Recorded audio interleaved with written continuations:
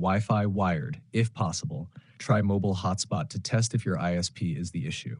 3. Restart battle.net completely. Close battle.net from system tray, not just the window. Reopen it and relaunch the game.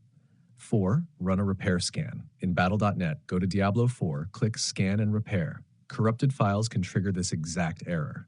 5. Disable VPN proxy. If you're using one, turn it off temporarily. Diablo IV often fails to fetch data through unstable or blocked routes. 6. Firewall antivirus check. Make sure Diablo IV and Battle.net are allowed through your firewall. Temporarily disable antivirus to test some blocked connections silently. 7. DNS fix, very underrated. Switch to a reliable DNS, Google DNS 8.8.8.8/8.8.4.4, Cloudflare 1.1.1.1. 8. Flush network cache, Windows.